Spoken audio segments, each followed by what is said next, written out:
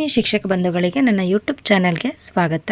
ನಾನು ನಿಮ್ಮ ಮಂಜುಳಾ JP ನಗರ, ಸಕಲೇಶಪುರ ತಾಲೂಕು. ಎಲ್ಲರಿಗೂ 2026-27ನೇ ಸಾಲಿನ ಶೈಕ್ಷಣಿಕ ವರ್ಷಕ್ಕೆ ಉತ್ತಮ ಕಲಿಕೆ ಉಜ್ವಲ ಭವಿಷ್ಯ ಎಂಬ ಶಾಲಾ ಶಿಕ್ಷಣ ಇಲಾಖೆಯ ಧ್ಯೇಯ ವಾಕ್ಯದೊಂದಿಗೆ ಸ್ವಾಗತಿಸುತ್ತಿದ್ದೇನೆ. ಆತ್ಮೀಯರೇ, ಈ ದಿನದ ವಿಡಿಯೋದಲ್ಲಿ ನಾನು ನಿಮಗೆ ಪ್ರಸಕ್ತ ವರ್ಷದಲ್ಲಿ 15 ಜಿಲ್ಲೆಗಳಲ್ಲಿ ಹೊಸದಾಗಿ ಪ್ರಾರಂಭ ಮಾಡುತ್ತಿರುವಂತಹ MTIP ಅಥವಾ ಬೈಲಿಂಗ್ವಲ್ ಕ್ಲಾಸ್ ನಿರ್ವಹಣೆ ಪ್ರಮುಖ ವಿಷಯಗಳ ಬಗ್ಗೆ ನಾನಿಲ್ಲಿ ಚರ್ಚೆ ಮಾಡ್ತಾ ಹೋಗ್ತೀನಿ.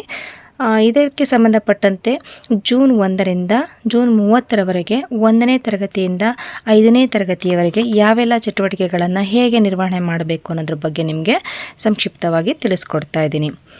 ಮೊದಲನೇದಾಗಿ, ಈಗೇನು ಹೊಸದಾಗಿ 15 ಜಿಲ್ಲೆಗಳಲ್ಲಿ ಬೈಲಿಂಗ್ವಲ್ ಕ್ಲಾಸಸ್ನ ನಡೆಸಬೇಕು ಅಂತೇಳಿ ಆದೇಶ ಆಗಿದೆಯೋ ಆ ಶಾಲೆಗಳಲ್ಲಿ ಪ್ರಮುಖವಾಗಿ 1ನೇ ತರಗತಿಗೆ ಇಂಗ್ಲೀಷ್ ಮಾಧ್ಯಮದಲ್ಲಿ ವಿದ್ಯಾಚೇತನ ತರಗತಿಗಳನ್ನು ನಡೆಸಬೇಕಾಗತ್ತೆ.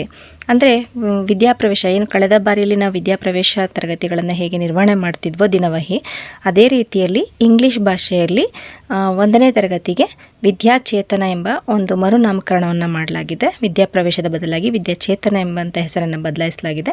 ಸೊ ಅದರ ಚಟುವಟಿಕೆಗಳು ವಿದ್ಯಾಪ್ರವೇಶದಲ್ಲಿ ಏನು ಚಟುವಟಿಕೆಗಳಿತ್ತು ಅದೇ ಚಟುವಟಿಕೆಗಳನ್ನು ಈ ಬಾರಿ ವಿದ್ಯಾಚೇತನದಲ್ಲಿ ನಾವು ನಿರ್ವಹಣೆ ಮಾಡಬೇಕಾಗುತ್ತೆ. ಇದು 30 ದಿನಗಳ ಅವಧಿ, ಅಂದರೆ ಜೂನ್ 1ರಿಂದ ಜೂನ್ 30ನೇ ತಾರೀಕಿನವರೆಗೆ ನಾವು ನಿರ್ವಹಣೆ ಮಾಡಬೇಕಾಗಿರುತ್ತದೆ.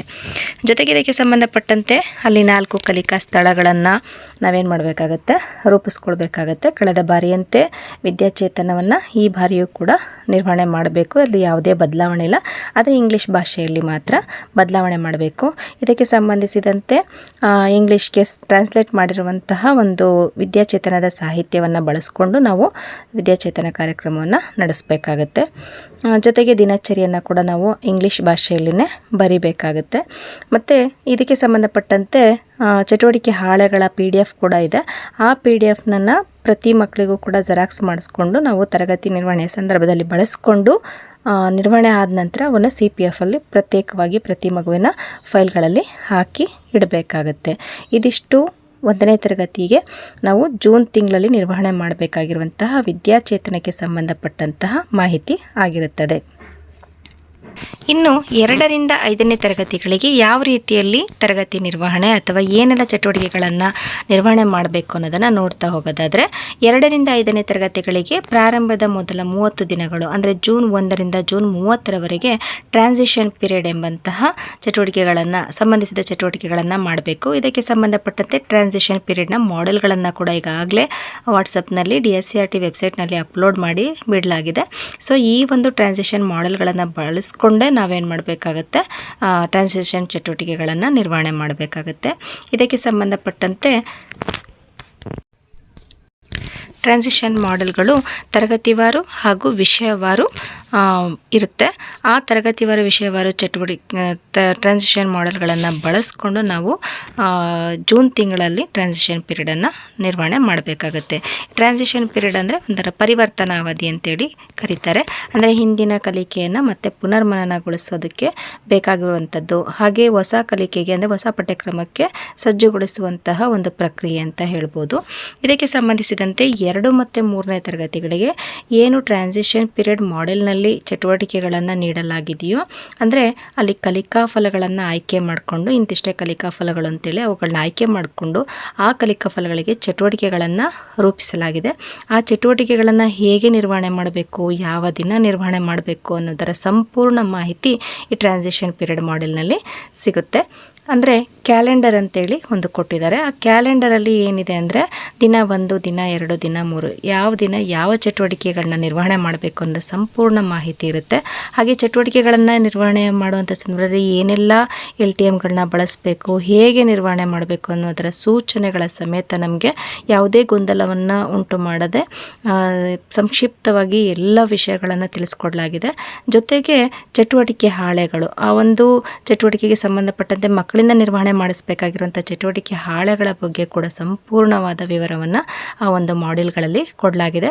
ಸೊ ತರಗತಿವಾರು ವಿಷಯವಾರು ಮಾಡ್ಯೂಲ್ಗಳನ್ನು ನಾವೇನು ಮಾಡಬೇಕಾಗುತ್ತೆ, ಜೆರಾಕ್ಸ್ ಮಾಡಿಸಿ ಇಟ್ಕೊಳ್ಬೇಕಾಗತ್ತೆ. ಆ ಇಟ್ಕೊಂಡಂತಹ ಮಾಡ್ಯೂಲ್ಗಳನ್ನು ಬಳಕೆ ಮಾಡಿಕೊಂಡೆ ನಾವು ಪ್ರತಿದಿನ ಕ್ಯಾಲೆಂಡರಲ್ಲಿ ಯಾವ ದಿನ ಯಾವ ಚಟುವಟಿಕೆಯನ್ನು ನಿರ್ವಹಣೆ ಮಾಡಬೇಕು ಅಂತ ಕೊಡಲಾಗಿದೆಯೋ ಅದೇ ಚಟುವಟಿಕೆಗಳನ್ನು ನಿರ್ವಹಣೆ ಮಾಡಬೇಕಾಗಿರುತ್ತೆ. ಇದು 2ರಿಂದ 5ನೇ ತರಗತಿವರೆಗೂ ಕೂಡ ಸೇಮ್ ಟು ಸೇಮ್ ಇರುತ್ತೆ. 2 ಮತ್ತು 3ನೇ ತರಗತಿಗಳಿಗೆ ಯಾವುದೇ ರೀತಿಯ ಪ್ರೀ ಟೆಸ್ಟ್ ಆಗಲಿ ಪೋಸ್ಟ್ ಟೆಸ್ಟ್ ಆಗಲಿ ಇರೋದಿಲ್ಲ. ಬದಲಾಗಿ ಟ್ರಾನ್ಸಿಷನ್ ಪೀರಿಯಡಲ್ಲಿ ಕ್ಯಾಲೆಂಡರ್ ವೈಸ್ ಆಗಿ ನಾವು ಚಟುವಟಿಕೆಗಳನ್ನು ನಿರ್ವಹಣೆ ಮಾಡ್ಕೊಂಡು ಹೋಗ್ತಾ ಇರ್ತೀವಿ. ಇಲ್ಲಿ 2 ಮತ್ತು 3ನೇ ತರಗತಿಗೆ ಸಂಬಂಧಪಟ್ಟಂತೆ ಯಾವುದೇ ರೀತಿಯ ಪ್ರೀ ಟೆಸ್ಟು ಪೋಸ್ಟ್ ಟೆಸ್ಟು ಇರೋದಿಲ್ಲ. ಬದಲಾಗಿ ಚಟುವಟಿಕೆಗಳನ್ನು ನಿರ್ವಹಣೆ ಮಾಡಿದ ನಂತರ ಅಲ್ಲಿ ನಾವೇನು ಮಾಡಬೇಕಾಗುತ್ತೆ, ಒಂದು ಅಬ್ಸರ್ವೇಷನ್ ಶೀಟ್ ಅಥವಾ ಅಸೆಸ್ಮೆಂಟ್ ಫಾರ್ಮೆಟ್ ಅಂತ ಇರುತ್ತೆ. ಅದರ ಪ್ರಕಾರ ನಾವೇನು ಮಾಡಬೇಕಾಗತ್ತೆ, ಮಗು ಒಂದು ಚಟುವಟಿಕೆಯನ್ನು ನಿರ್ವಹಣೆ ಮಾಡಿದ ನಂತರ ಅದು ಸಂಪೂರ್ಣವಾಗಿ ಮಗುವಿಗೆ ಅದು ಸರಿಯಾದ ಉತ್ತರವನ್ನು ಕೊಟ್ಟರೆ ಅದು ಅಚೀವ್ಡ್ ಅಂತೇಳಿ ನಾವು ಕನ್ಸಿಡರ್ ಮಾಡಬೇಕು. ಅಪೂರ್ಣ ಮಾಹಿತಿಯನ್ನು ಕೊಟ್ಟರೆ ಪಾರ್ಷಿಯಲಿ ಅಚೀವ್ಡ್ ಅಂತೇಳಿ ಕನ್ಸಿಡರ್ ಮಾಡಬೇಕು. ಹಾಗೆ ಮಗು ಏನನ್ನು ಕೂಡ ಉತ್ತರಿಸ್ತಾ ಇದ್ದರೆ ನೀಡ್ ಸಪೋರ್ಟ್ ಅಂತೇಳಿ ನಾವು ಕನ್ಸಿಡರ್ ಮಾಡಬೇಕಾಗತ್ತೆ. ಇದಿಷ್ಟೇ ಇದರಲ್ಲಿ ಮಾಡಲಿಕ್ಕಿರೋಂಥದ್ದು. ಇಲ್ಲಿ ಯಾವುದೇ ರೀತಿಯ ಟೆಸ್ಟನ್ನು ಕೂಡ ನಾವಿಲ್ಲಿ ಮಾಡುವಂಥ ಅವಶ್ಯಕತೆ ಇರೋದಿಲ್ಲ 2 ಮತ್ತು 3ನೇ ತರಗತಿಗೆ ಸಂಬಂಧಪಟ್ಟಂತೆ. ಮತ್ತು ಈ ಚಟುವಟಿಕೆ ಹಾಳೆಗಳನ್ನು ನಿರ್ವಹಿಸಿದ ನಂತರ ನಾವೇನು ಮಾಡಬೇಕು, ಪ್ರತಿ ಮಗುವಿನ ಕೃತಿ ಸಂಪುಟದಲ್ಲಿ ಪ್ರತ್ಯೇಕವಾಗಿ ನಾವನ್ನ ಕರೆಕ್ಷನ್ ಮಾಡಿ ಅವಲೋಕನ ಮಾಡಿ ಈ ಮಾಹಿತಿಯನ್ನು ಕೊಟ್ಟು ಮಗು ಆ ಒಂದು ಚಟುವಟಿಕೆನ ಸಂಪೂರ್ಣವಾಗಿ ಕಲಿತ ನಂತರ ಅದನ್ನೇನು ಮಾಡಬೇಕಾಗತ್ತೆ, ನಾವು CPFನಲ್ಲಿ ಮೇಂಟೈನ್ ಮಾಡಬೇಕಾಗತ್ತೆ. ಇಲ್ಲಿ ಪ್ರಮುಖವಾಗಿ 2 ಮತ್ತು 3ನೇ ತರಗತಿಗಳಿಗೆ ದಾಖಲೆಗಳು ಅಂತ ಬಂದಂಥ ಸಂದರ್ಭದಲ್ಲಿ ಟ್ರಾನ್ಸಿಷನ್ ಪೀರಿಯಡ್ನಲ್ಲಿ ಒಂದು ಚಟುವಟಿಕೆ ಹಾಳೆಗಳ ನಿರ್ವಹಣೆ ಆಗಿರುತ್ತೆ.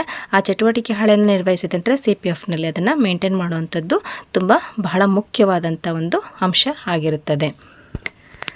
ಇನ್ನು ನೆಕ್ಸ್ಟು 4, 5ಕ್ಕೆ ಸಂಬಂಧಪಟ್ಟಂತೆ 4 ಮತ್ತು 5ನೇ ತರಗತಿಗೆ ಏನು ನಾವು ಜೂನ್ ಮೊದಲ ವಾರದಲ್ಲಿ ತರಗತಿಗಳು ಪ್ರಾರಂಭವಾಗುತ್ತೋ ಅಲ್ಲಿ ಫಸ್ಟಿಗೆ ನಾವೇನು ಮಾಡಬೇಕಾಗತ್ತೆ, ಪ್ರೀ ಟೆಸ್ಟನ್ನು ಮಾಡ್ಕೊಳ್ಬೇಕಾಗತ್ತೆ. ಇದಕ್ಕೂ ಕೂಡ ಪ್ರೀ ಟೆಸ್ಟಿಗೆ ಯಾವುದೇ ರೀತಿಯ ಪ್ರಶ್ನೆ ಪತ್ರಿಕೆಯನ್ನು ತೆಗೆಯುವಂತಹ ಪ್ರಮೇಯ ಇರೋದಿಲ್ಲ. ಯಾಕೆಂದರೆ ಈ ಟ್ರಾನ್ಸಿಷನ್ ಪೀರಿಯಡ್ ಮಾಡೆಲ್ಗಳಲ್ಲಿ ಏನು 4 ಮತ್ತು 5ನೇ ತರಗತಿಗೆ ಸಂಬಂಧಪಟ್ಟಂತೆ ವಿಷಯವಾರು ಮಾಡೆಲ್ಗಳಿದೆಯೋ ಅದರಲ್ಲೇ ಪ್ರೀ ಟೆಸ್ಟು ಮತ್ತು ಪೋಸ್ಟ್ ಟೆಸ್ಟು 2 ಟೆಸ್ಟ್ಗಳ ಮಾಡೆಲ್ ಪೇಪರ್ಗಳನ್ನು ಕೂಡ ಕೊಡಲಾಗಿದೆ. ಅದೇ ಪೇಪರ್ಗಳನ್ನು ಬಳಸ್ಕೊಂಡು ನಾವು ಪ್ರೀ ಟೆಸ್ಟನ್ನು ಮಾಡಬೇಕಾಗತ್ತೆ. ತದನಂತರ ಪ್ರೀ ಟೆಸ್ಟನ್ನು ಮಾಡುವಂಥ ಸಂದರ್ಭದಲ್ಲಿ ಮಗು ಆದಷ್ಟು ಇಂಗ್ಲೀಷ್ನಲ್ಲಿನೇ ಉತ್ತರ ಕೊಡೋದಕ್ಕೆ ಟ್ರೈ ಮಾಡ್ಬೋದು. ಅಕಸ್ಮಾತ್ ಇಂಗ್ಲೀಷ್ನಲ್ಲಿ ಉತ್ತರ ಕೊಡಲಿಲ್ಲ ಅಂದರೆ ತೊಂದರೆ ಇಲ್ಲ, ಕನ್ನಡದಲ್ಲಿ ಸರಿಯಾದ ಉತ್ತರವನ್ನು ಕೊಟ್ಟರೆ ಎ ಅಂತೇಳಿ ಕನ್ಸಿಡರ್ ಮಾಡಬೇಕು.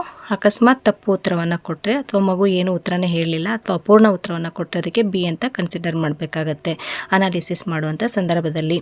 ಇದು ಪೂರ್ವ ಪರೀಕ್ಷೆಯ ಸಂದರ್ಭದಲ್ಲಿ ಅಂದರೆ ಪ್ರೀ ಟೆಸ್ಟ್ ಮಾಡುವಂಥ ಸಂದರ್ಭದಲ್ಲಿ. ಅದಾದ ನಂತರ ಪ್ರತಿ ಮಕ್ಕಳಿಗೂ ಕೂಡ ಆ ಟ್ರಾನ್ಸಿಷನ್ ಪೀರಿಯಡ್ ಮಾಡೆಲ್ನಲ್ಲಿರುವಂತಹ ಪ್ರತಿ ದಿನದ ಚಟುವಟಿಕೆಗಳನ್ನು ಆಯಾ ದಿನಗಳಲ್ಲಿ ಕೊಟ್ಟಿರುವಂಥ ಕ್ಯಾಲೆಂಡರಲ್ಲಿ ಕೊಟ್ಟಿರುವಂಥ ದಿನವಾರು ಚಟುವಟಿಕೆಗಳನ್ನು ಅದೇ ದಿನದಂದು ನಾವು ನಿರ್ವಹಣೆ ಮಾಡಿ ಮತ್ತು CPF ಹಾಳೆಗಳನ್ನು ಕೂಡ ಅಂದರೆ ಚಟುವಟಿಕೆ ಹಾಳೆಯನ್ನು ಕೊಟ್ಟಿರ್ತೀವಲ್ವ ಅದನ್ನು CPFಲ್ಲಿ ನಾವು ಮೇಂಟೈನ್ ಮಾಡಬೇಕು. ಜೊತೆಗೆ ಕೊನೆಯ ದಿನ ಅಂದರೆ 30ನೇ ತಾರೀಕು ಆ ದಿನದಂದು ನಾವು ಪೋಸ್ಟ್ ಟೆಸ್ಟನ್ನು ಕೂಡ ಈ ಚಟುವಟಿಕೆಗಳಿಗೆ ಸಂಬಂಧಪಟ್ಟಂಥ ಪೋಸ್ಟ್ ಟೆಸ್ಟ್ ಕ್ವಶನ್ ಪೇಪರ್ ಕೂಡ ಇರುತ್ತೆ. ಅದನ್ನೇ ನಾವು ಬಳಸ್ಕೊಂಡು ಪೋಸ್ಟ್ ಟೆಸ್ಟನ್ನು ಮಾಡಿ ನಂತರ ಅದನ್ನು ಅನಾಲಿಸಿಸ್ ಮಾಡಿ ಕೊನೆಯಲ್ಲಿ ಅದನ್ನು ಸ್ಯಾಪಿಗೆ ತೆಗೆದುಕೊಳ್ಬೇಕಾಗತ್ತೆ. ಆದರೆ ಸಾಫಲ್ಯ ಪರೀಕ್ಷೆಯನ್ನು ಅನಾಲಿಸಿಸ್ ಮಾಡುವಂಥ ಸಂದರ್ಭದಲ್ಲಿ ಮಕ್ಕಳು ಆದಷ್ಟು ಇಂಗ್ಲೀಷ್ನಲ್ಲಿನೇ ಉತ್ತರವನ್ನು ಕೊಟ್ಟಿರಬೇಕಾಗತ್ತೆ.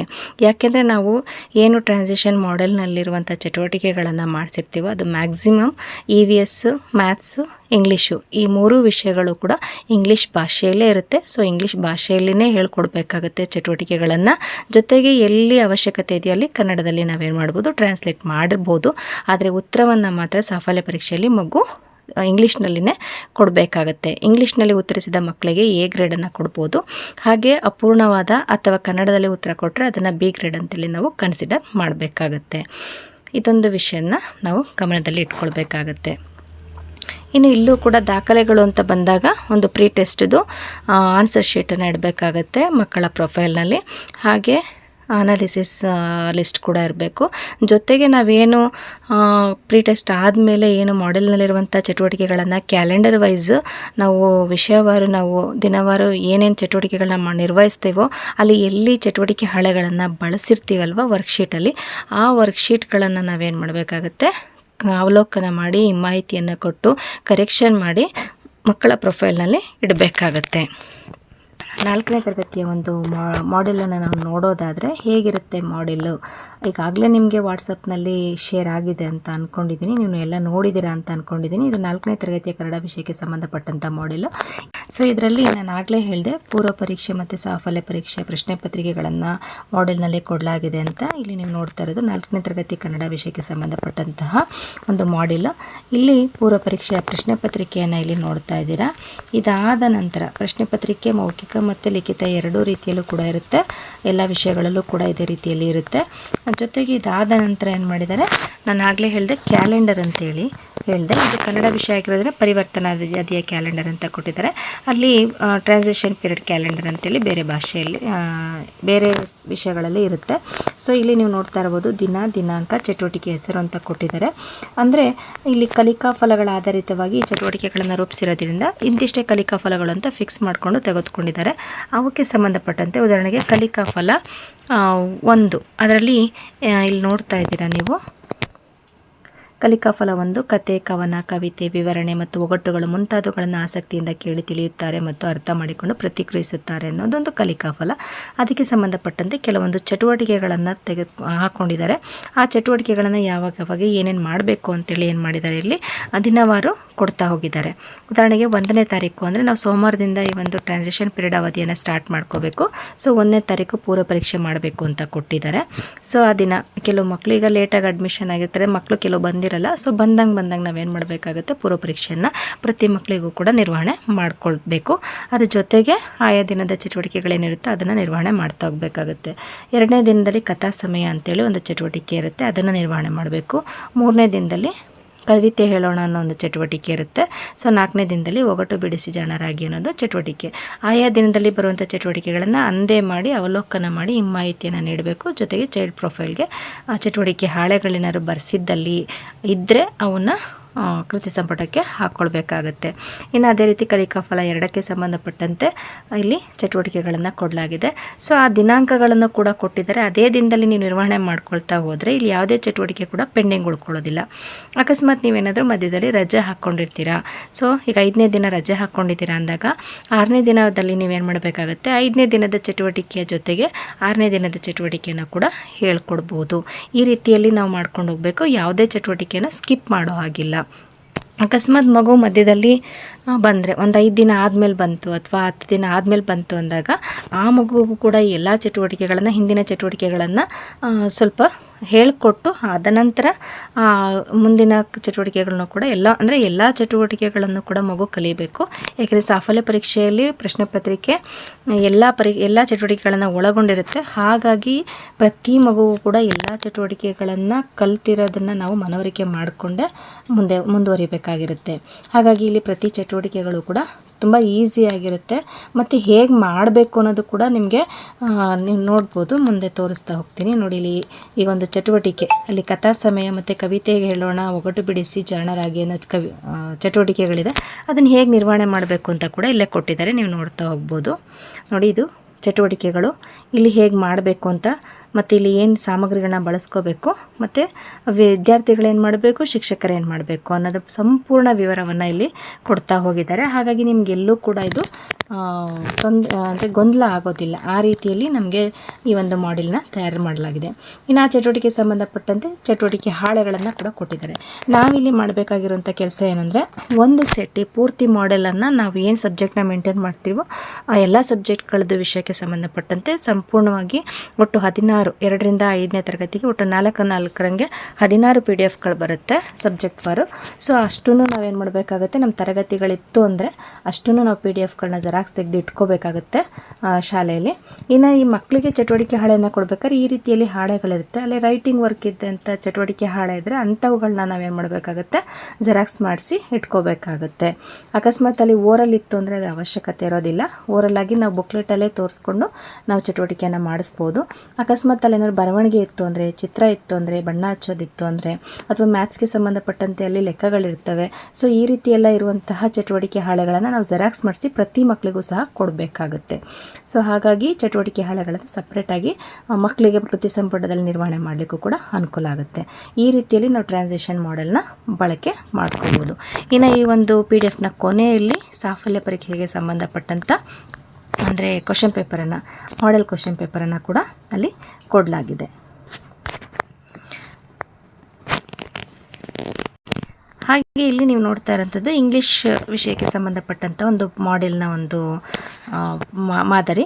ಇಲ್ಲಿ ಇದು ಟ್ರಾನ್ಸಿಷನ್ ಪೀರಿಯಡ್ ಪ್ಲ್ಯಾನ್ ಅಂದರೆ ಕ್ಯಾಲೆಂಡರನ್ನು ಕೊಡಲಾಗಿದೆ. ಅಂದರೆ ನಾನು ಆಗಲೇ ಹೇಳಿದೆ, ಪ್ರತಿ ವಿಷಯಕ್ಕೂ ಪ್ರತಿ ತರಗತಿಗೂ ಕೂಡ ಕ್ಯಾಲೆಂಡರನ್ನು ಮಾಡೆಲ್ನಲ್ಲಿ ಕೊಟ್ಟಿದ್ದಾರೆ. ಸೊ ಆ ಕ್ಯಾಲೆಂಡರ್ನ ನೋಡಿಕೊಂಡೇ ನಾವೇನು ಮಾಡ್ಬೋದು, ಒಂದು ಚಟುವಟಿಕೆಗಳನ್ನ ನಿರ್ವಹಣೆ ಮಾಡ್ಬೋದು.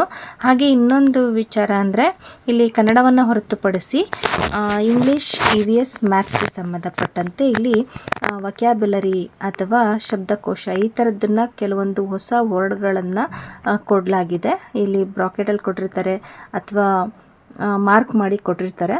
ಸೊ ಅವುಗಳನ್ನು ನಾವೇನು ಮಾಡಬೇಕಾಗತ್ತೆ ಅಂದರೆ ಚಾರ್ಟ್ಗಳಲ್ಲಿ ಬರೆದು ನಾವು ಗೋಡೆಗಳಲ್ಲಿ, ಅಂದರೆ ಚಾರ್ಟನ್ನು ಬರೆದು ಗೋಡೆಗಳಲ್ಲಿ ನಾವೇನು ಮಾಡಬೇಕಾಗತ್ತೆ, ವರ್ಡ್ ವಾಲ್ ಅಂತೇಳಿ ಕ್ರಿಯೇಟ್ ಮಾಡಬೇಕಾಗತ್ತೆ. ಅಂದರೆ ಇಲ್ಲಿ ತೋರಿಸ್ತಾ ಹೋಗ್ತೀನಿ.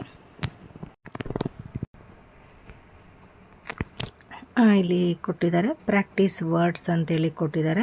ಸೊ ಕೆಲವು ಕಡೆ ವೊಕ್ಯಾಬ್ಯುಲರಿ ಅಂತ ಕೊಟ್ಟಿದ್ದಾರೆ, ಅಂದರೆ ಕೆಲವು ಕಡೆ ಮೀನಿಂಗ್ಸ್ ಅಂತೇಳಿ ಕನ್ನಡ ಇಂಗ್ಲೀಷ್ ಮೀನಿಂಗ್ಸ್ ಅಂತ ಕೊಟ್ಟಿದ್ದಾರೆ. ಅವುಗಳನ್ನು ನಾವೇನು ಮಾಡಬೇಕಾಗತ್ತೆ, ಆಯಾ ಒಂದು ಕಲಿಕಾ ಫಲ ಚಟುವಟಿಕೆಗಳಾದ ನಂತರ ಅಲ್ಲಿ ಏನು ಕೊಟ್ಟಿರ್ತಾರೋ ಅವುಗಳನ್ನ ನಾವೇನು ಮಾಡಬೇಕಾಗತ್ತೆ, ಚಾರ್ಟಲ್ಲಿ ಬರೆದು ನಮ್ಮ ತರಗತಿ ಗೋಡೆಗಳಲ್ಲಿ ನಾವು ಡಿಸ್ಪ್ಲೇ ಮಾಡಬೇಕಾಗತ್ತೆ.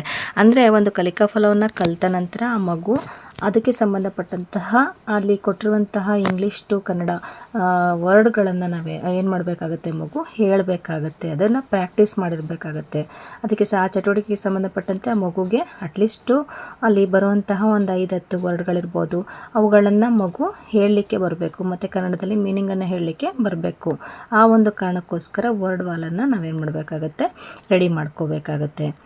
ಇದ್ರ ಜೊತೆಗೆ ಇನ್ನೂ ಇಂಗ್ಲೀಷ್ ಕಲಿಕೆಗೆ ಸುಲಭವಾಗಿ ಬೇಕಾಗಿರುವಂತಹ ಸಿಂಪಲ್ ಸೆಂಟೆನ್ಸಸ್ಗಳಿರ್ಬೋದು, ಗ್ರಾಮರ್ ಪಾಯಿಂಟ್ಸ್ಗಳಿರ್ಬೋದು, ಇವುಗಳನ್ನ ಕೂಡ ನಾವು ಚಾರ್ಟಲ್ಲಿ ಬರೆದು ನಮ್ಮ ತರಗತಿ ಕೋಣೆಯನ್ನು ಇಂಗ್ಲೀಷ್ ಲ್ಯಾಬ್ ರೀತಿಯಲ್ಲಿ ರೆಡಿ ಮಾಡ್ಕೊಳ್ಬೇಕಾಗತ್ತೆ. ಇದಿಷ್ಟು ಪೂರ್ವ ಸಿದ್ಧತೆಯಾಗಿ ನಾವು ಮೊದಲಿಗೆ ಮಾಡಿಕೊಂಡ್ರೆ ತುಂಬ ಅನುಕೂಲ ಆಗುತ್ತೆ ಮತ್ತು ಮಕ್ಕಳಿಗೆ ಇಂಗ್ಲೀಷ್ನ ಕಲಿಯೋದಕ್ಕೂ ಕೂಡ ಈಸಿ ಆಗುತ್ತೆ.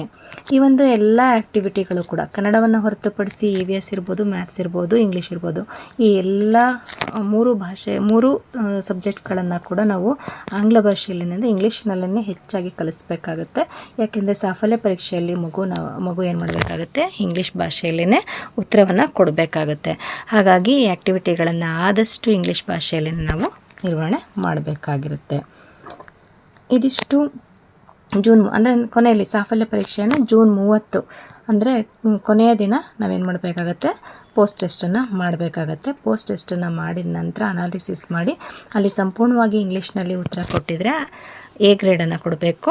ಅಪೂರ್ಣ ಆನ್ಸರ್ ಇದ್ದರೆ, ಅಂದರೆ ಕನ್ನಡದಲ್ಲಿ ಆನ್ಸರ್ ಕೊಟ್ಟಿದ್ರೆ ಅಥವಾ ಅಪೂರ್ಣ ಆನ್ಸರ್ ಇದ್ದರೆ ಅದನ್ನು B ಗ್ರೇಡ್ ಅಂತೇಳಿ ಕೊಡಬೇಕಾಗತ್ತೆ. ತದನಂತರ ನಾವು ಕಳೆದ ಬಾರಿ ಹೇಗೆ ಸೇತುಬಂಧದಲ್ಲಿ ಪರಿಹಾರ ಬೋಧನೆ ಹತ್ತಿರ ನಿರ್ವಹಣೆ ಮಾಡಿದ್ವೋ ಅದೇ ರೀತಿಯಲ್ಲಿ ನಿರ್ವಹಣೆ ಮಾಡಬೇಕಾಗತ್ತೆ. ಈ ಸ್ಯಾಪ್ಗೆ ಎಂಟ್ರಿ ಮಾಡುವಂಥ ಸಂದರ್ಭದಲ್ಲಿ ಪರಿಷ್ಕೃತ ಸ್ಯಾಪ್ ಅಂತೇಳಿ ಬಿಡುಗಡೆ ಆಗಿದೆ ಈಗ ಆಲ್ರೆಡಿ. ಅದನ್ನೇ ಬಳಸ್ಕೊಂಡು ಆ ಫಾರ್ಮೆಟನ್ನೇ ಬಳಸ್ಕೊಂಡು ನಾವೇನು ಮಾಡಬೇಕಾಗತ್ತೆ, ಸ್ಯಾಪನ್ನು ಕೂಡ ನಿರ್ವಹಣೆ ಮಾಡಬೇಕಾಗತ್ತೆ.